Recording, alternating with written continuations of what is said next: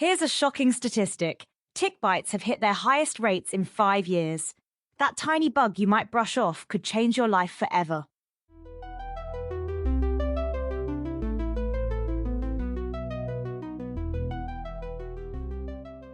Today, we're diving deep into Lyme disease, what you need to know about prevention, detection, and treatment.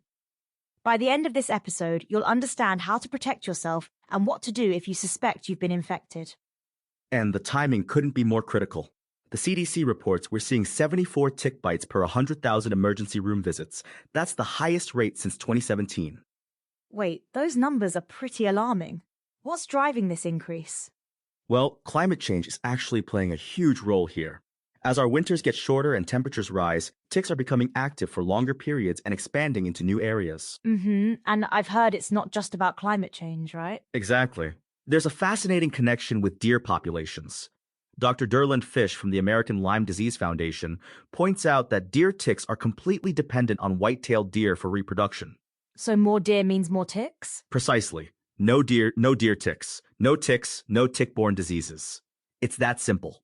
You know, this reminds me of something that just happened. Justin Timberlake recently revealed he has Lyme disease. Yes, and his case really highlights how debilitating this disease can be. He described experiencing massive nerve pain and extreme fatigue while performing on stage.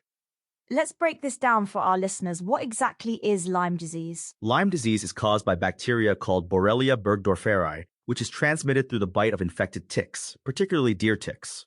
And what are the main symptoms people should watch out for? The early signs include fever, headache, fatigue, and most distinctively, a bullseye-shaped rash called erythema migrans. Though importantly, this rash doesn't appear in all cases. That's crucial to know. You can't always rely on seeing that classic bullseye rash. Right, and if left untreated, it can spread to your heart, joints, and central nervous system. Okay, so let's talk prevention. What can people do to protect themselves? The CDC recommends several key steps. First, use EPA-registered insect repellents containing ingredients like DEET or picaridin. And what about clothing? Treat your clothing and gear with permethrin. It's incredibly effective and can last through several washes. Wear long sleeves and pants, and tuck your pants into your socks. Not the most fashionable look, but better than Lyme disease. Absolutely. And here's something many people don't realize. Timing is crucial. Ticks typically need to be attached for at least 36 hours to transmit the bacteria. That's actually reassuring. It means we have a window of opportunity to prevent infection. Exactly. That's why daily tick checks are so important. And if you do find a tick, remove it properly with fine-tipped tweezers. What's the proper technique for removing a tick? Grasp the tick as close to the skin as possible and pull steadily upward. Don't twist or jerk. That could cause the mouth parts to break off in your skin. And I've heard people suggest some pretty questionable removal methods. Oh yes, never use petroleum jelly, nail polish, or a hot match. These can actually make the tick regurgitate, increasing the risk of disease transmission. What should you do after outdoor activities? Shower within 2 hours of coming indoors. It's been shown to significantly reduce your risk of Lyme disease. And throw your clothes in the dryer on high heat for 10 minutes. Let's talk about treatment. What happens if someone does get infected? The standard treatment is antibiotics, typically doxycycline. When caught early, most people recover completely. But I understand there's some exciting new research happening? Yes, researchers at Northwestern University have identified a promising new antibiotic called piperacillin that might be more effective and have fewer side effects than current treatments. That's encouraging. Are there any other developments on the horizon? Actually, yes. There's a Lyme disease vaccine currently in phase 3 clinical trials, which could be a game changer for prevention. Speaking of prevention, let's talk about creating tick-free zones around our homes. What can people do? Keep your lawn mowed, remove leaf litter, and create a barrier of wood chips or gravel between wooded areas and your yard. And what about our four-legged friends? They can bring ticks into the house, right? Absolutely. Check your pets regularly, especially after they've been outdoors, and use veterinarian-recommended tick prevention products. You mentioned earlier that tick populations are expanding. Where are they most prevalent? The Northeast has the highest rates, 127 bites per 100,000 emergency room visits. The Midwest follows with 85 per 100,000. Those numbers are pretty striking. And they're expected to keep rising. The CDC reported a 40% increase in cases from 2022 to 2023 alone. Let's talk about chronic symptoms. I know this is a controversial area. Yes, it's estimated that between 5% and 35% of patients develop what's called post-treatment Lyme disease syndrome. That's quite a range. Why such uncertainty?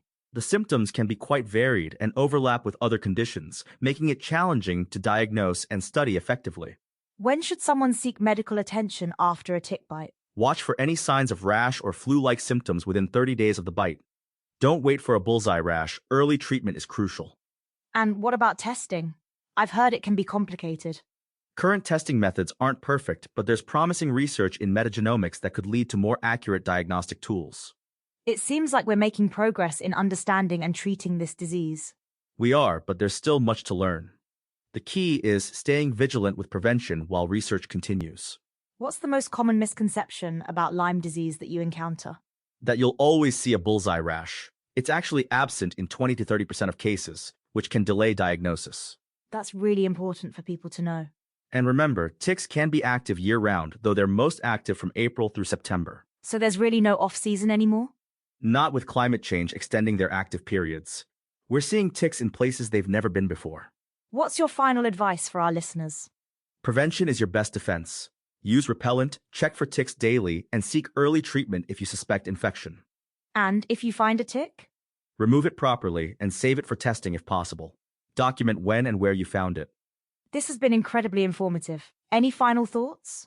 Yes, don't let fear of ticks keep you inside. With proper precautions, you can still enjoy the outdoors safely. And remember, folks, just like those tick populations, knowledge is expanding too.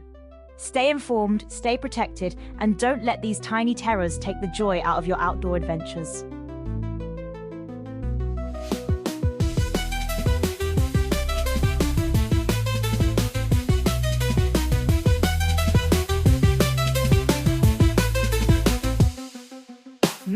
Show, let's go, open up your mind and grow.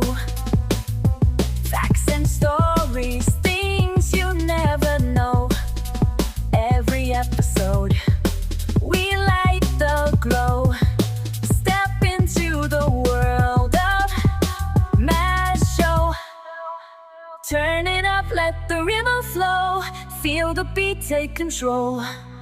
Don't be shy, just let it go. This is where the magic grows. Tune in now, it's the Mass Show. Lights up bright and minds will glow. Every day we learn and grow. Come along and join the flow. New ideas begin to shine. Breaking limits, crossing lines. Every moment feels divine. In the world of Mass Show time. Turn it up, let the rhythm flow. Feel the beat, take control. Don't be shy, just let it go. This is where the magic grows. Tune in now, it's the Mass Show. Lights up bright and minds will glow. Every day we learn and grow. Come along and join the flow.